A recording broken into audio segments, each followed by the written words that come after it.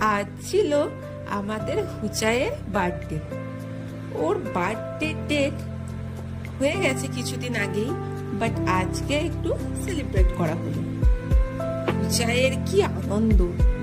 আমাদেরকে কবে থেকে বলে রেখেছে যে আপি, আমার কিন্তু বার্থডেটা সেলিব্রেট করতে হবে।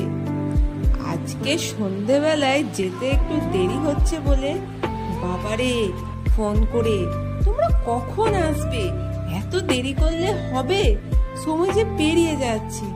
বাবারে বাবা, হুচাইয়ের অর্ডার, সেটা কখনো অমান্য করলে চলে? তাই আমি, দোলো আর মা মিলে চললাম মামা বাড়িতে। গিয়ে যথারীতি হুচাই দেখি সব কিছুর অ্যারেঞ্জমেন্ট করে রেখেছে, বেলুন, কেক সব। আমরা গিয়ে একটু সাজিয়ে ফেললাম ঘরটাকে, যাতে হুচাইয়ের মনে একটু আনন্দ হয়। তারপরে একটু পেট পুজো। হুচাইয়ের বার্থডে হবে আর একটু পেট পুজো হবে না, তাই কখনো হয় বলুন? এদিকে হুচাইও রেডি, তার পুতুল নিয়ে সুন্দর করে সেজে বসে রয়েছে।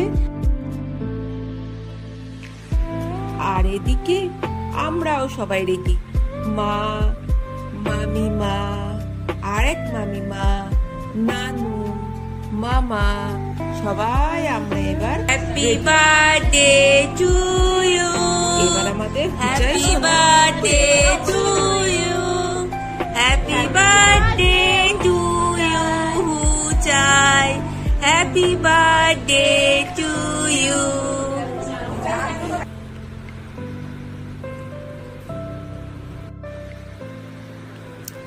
এবারে হুচাই প্রস্তুত সবাইকে কেক খাওয়ানোর জন্য।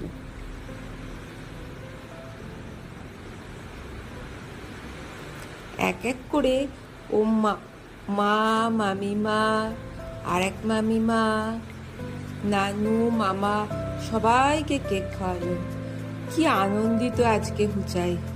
খুব মনে পড়ছে হুচাইয়ের প্রথম বার্থডে আমরা যখন সেলিব্রেট করি।